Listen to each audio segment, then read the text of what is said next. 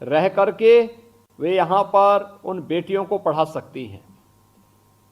मुझे याद है जब शुरू में हमारी सरकार बनी थी 2017 में, तो किराना के प्लान का एक व्यापारी मेरे पास आया था और उस समय उसने अपनी पीड़ा मुझे बताई थी। मैंने उन्हें फिर इस बात का उस समय आग्रह किया था कि आप वापस आइए, आपके को हम बेहतर सुरक्षा देंगे। उन्हें विश्वास नहीं होता था। मुझे प्रसन्नता है कि मेरी बात को बाद में उन्हें विश्वास हुआ जब हमारी सरकार की कार्य पद्धति को उन्होंने देखा। वो उद्यमी वापस किराना में आए।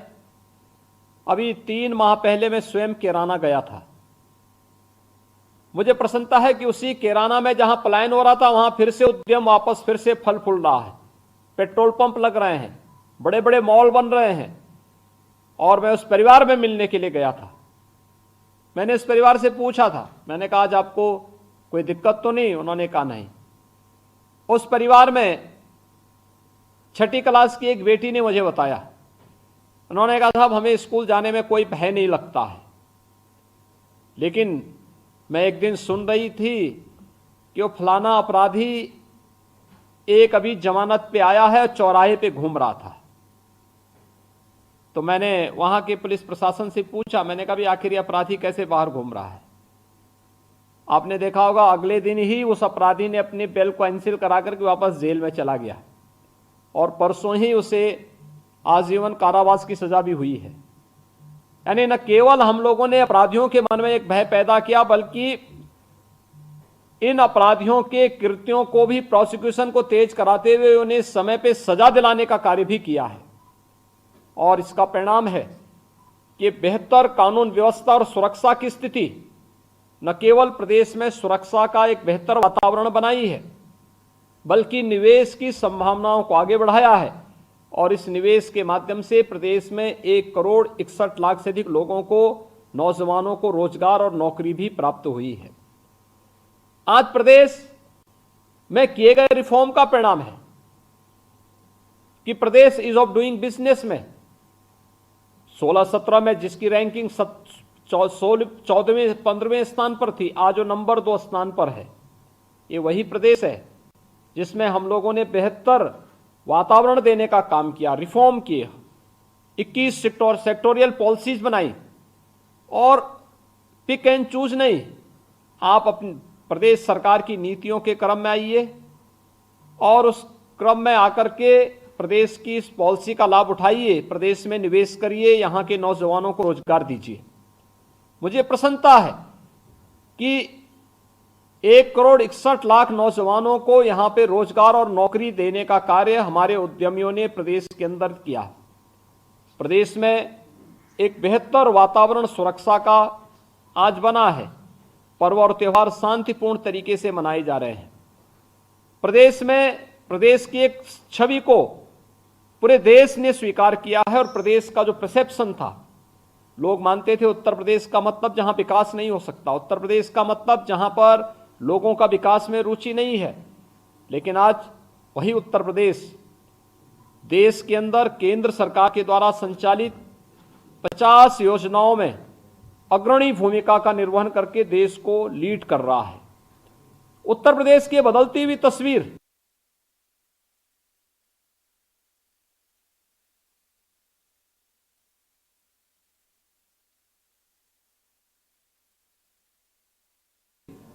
एक नए उठने का कार्य किया है। प्रदेश, जिस उत्तर प्रदेश के बारे में कहा जाता था उत्तर प्रदेश कुछ नहीं कर पाएगा, हमने उस परंपरागत थ्योरी को बदला है। हमने कहा उत्तर प्रदेश सब कुछ कर सकता है।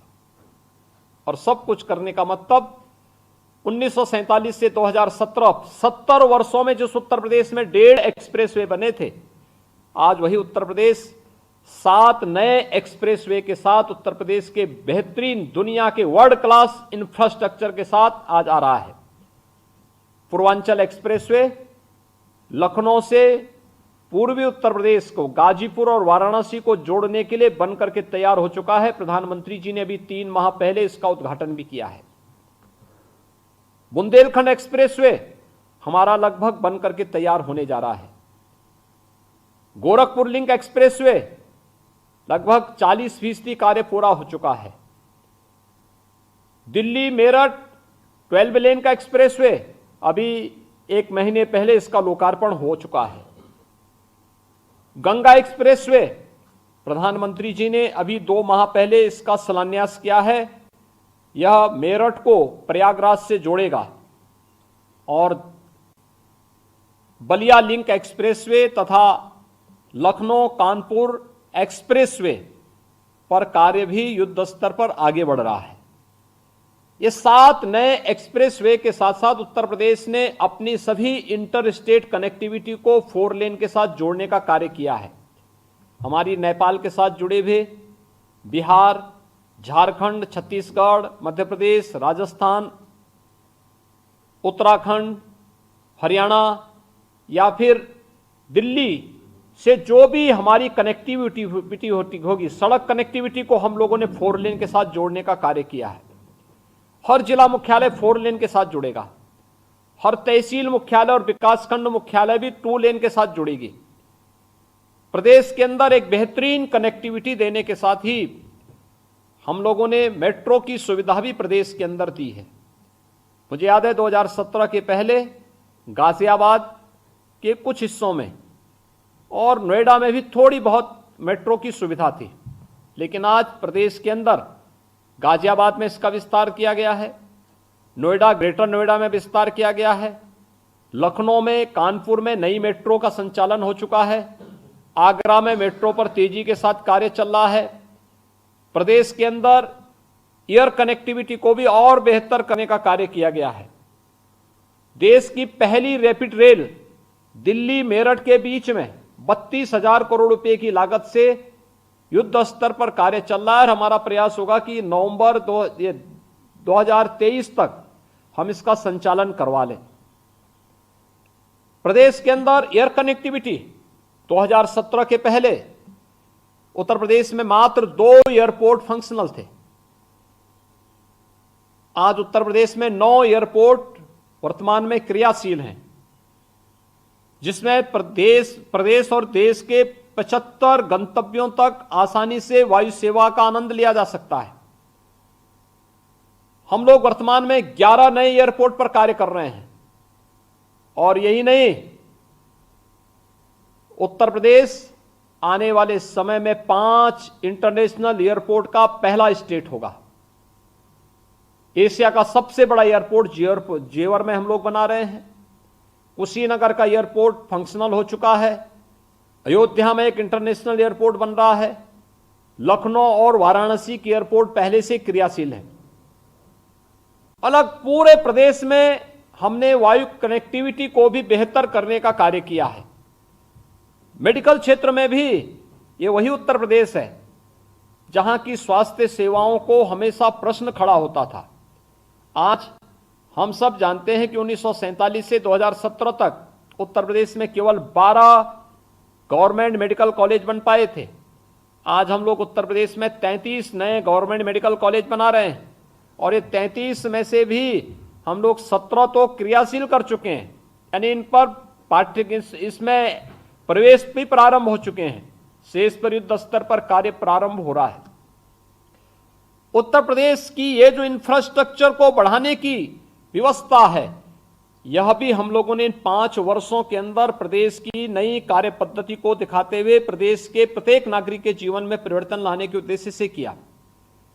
उत्तर प्रदेश में पावर की सप्लाई आप सब जानते हैं।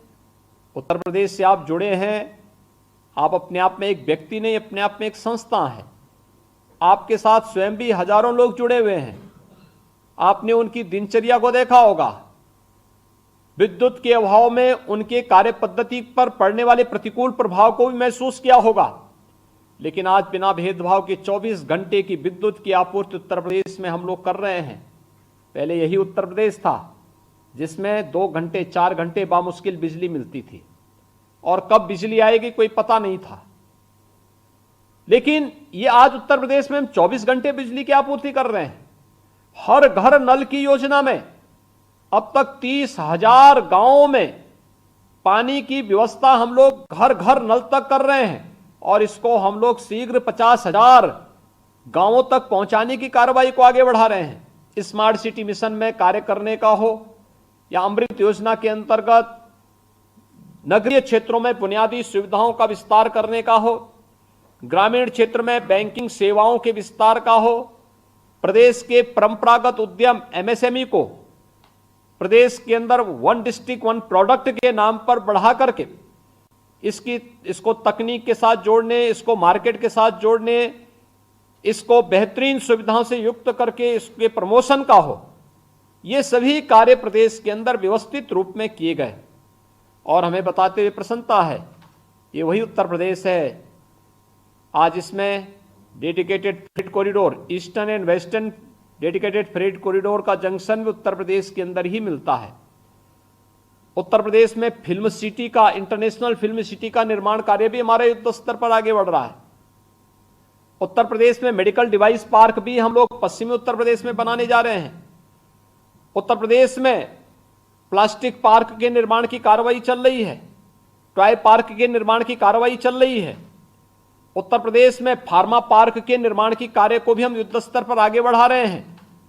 और न केवल हम लोगों ने सामान्य दिनों में यहां पर बेहतरीन निवेश की संभावनाओं को आगे बढ़ा करके इन्वेस्टमेंट को आगे बढ़ाया है, बल्कि कोरोना कालखंड में भी 66,000 करोड़ रुपए के निवेश प्रस्ताव को हम लोगों ने प्रदेश के अंदर लाने में सफलता प्राप्त की।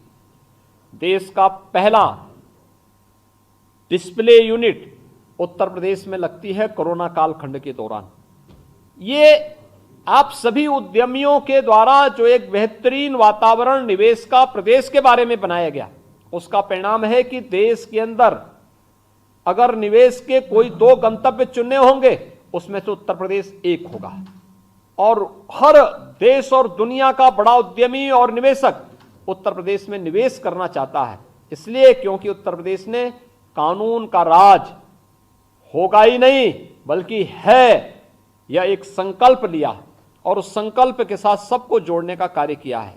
मुझे प्रसन्नता है कि आज आप सभी लोग उत्तर प्रदेश सरकार के इन कार्यों के साथ जुड़े हुए हैं। मैं आभारी हूं आप लोगों का। उत्तर प्रदेश के लिए एक सकारात्मक वातावरण बनाने के लिए आप लोगों ने जो रुचि ली, जो बातें मेरे सामने आई हैं कि चैम्बर ऑफ कॉमर्स के साथ, चैम्बर ऑफ इंडस्ट्रीज के साथ, प्रदेश के उद्यमियों के साथ मुख्यमंत्री की बैठकें निरंतर होनी चाहिए, मेरी भी हार्दिक इच्छा है।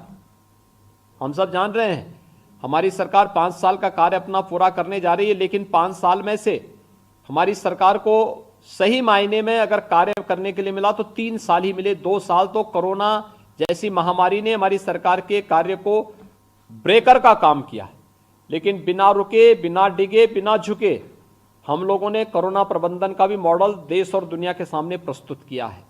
और मैं आभारी रहूंगा आप सबका कि आप लोगों ने जो सकारात्मक वातावरण दिया है। आप में से हर एक उद्यमी और प्रबुद्ध जन अपने आप में एक संस्था है। इस सकारात्मक वातावरण को इस दौर में भी हमें और आगे बढ़ाना होगा। आप में से हर एक व्यक्ति को आज एक संस्था का रूप लेकर के प्रदेश के सकारात्मक वातावरण, उत्तर प्रदेश की समृद्धि के लिए, और जो प्रधानमंत्री जी की मंशा है कि उत्तर प्रदेश $1 ट्रिलियन की इकोनॉमी बने, हम यहां की प्रति व्यक्ति आय को आगे बढ़ाने में मदद कर सकें, उत्तर प्रदेश को हर एक क्षेत्र में अग्रणी भूमिका के साथ आगे बढ़ा करके देश की नंबर 1 अर्थव्यवस्था के रूप में स्थापित करने के इस लक्ष्य को प्राप्त करने के लिए उत्तर प्रदेश में भारतीय जनता पार्टी की सरकार आवश्यक है। और भारतीय जनता पार्टी की सरकार ही इस सकारात्मक वातावरण और सुरक्षा का बेहतर माहौल प्रदेश के प्रत्येक उद्यमी को, प्रत्येक नागरिक को दे सकती है। और उसके लिए मैं आपका आह्वान कर रहा हूं कि आप में से हर उद्यमी अगर अपने अपने स्तर पर भी वर्चुअल माध्यम के साथ और अपने स्वयं की संस्थाओं के माध्यम से भी एक फिजिकल उपस्थिति के माध्यम से उनको एक सकारात्मक रूप से आगे बढ़ाने का कार्य कर पाएगा, तो मैं विश्वास के साथ कह सकता हूं कि भारतीय जनता पार्टी की सरकार न केवल सुरक्षा का बेहतर वातावरण प्रदेश के अंदर देगी, बल्कि दे रही है, यह आगे और बेहतरीन तरीके से आगे बढ़ेगा, बल्कि हर एक नागरिक के जीवन में समृद्धि का द्वार खोलने में भी इसे मदद मिलेगी। और इसके लिए आप सबका सकारात्मक सहयोग की मैं अपेक्षा करता हूं और विश्वास के साथ कह सकता हूं कि 10 मार्च 2022 को जब उत्तर प्रदेश विधानसभा चुनाव के परिणाम आएंगे तो उत्तर प्रदेश विधानसभा चुनाव के परिणाम 10 मार्च को एक बार फिर से प्रचंड बहुमत के साथ आपकी अपनी सरकार उत्तर प्रदेश के अंदर आती हुई दिखाई दे, जो प्रदेश के अंदर निवेश और रोजगार की भारी संभावनाओं को आगे बढ़ाने में अपना योगदान दे सके। इस संकल्प के साथ, इस विश्वास के साथ आज मैं आप सबका अभिनंदन करता हूं और विश्वास करता हूं कि इस सकारात्मक वातावरण को हम लोग निरंतर न केवल स्वयं अपने संस्था में संवाद बनाकर वर्चुअल माध्यम से भी प्रत्येक नागरिक के बीच सकारात्मक माहौल को आगे बढ़ाने का कार्य करेंगे। मैं आपको सुरक्षा और समृद्धि के इस अभियान को और मजबूती के साथ आगे बढ़ाने का पूरा आश्वासन देता हूं और पूरा विश्वास भी व्यक्त करता हूं। धन्यवाद। जय हिंद।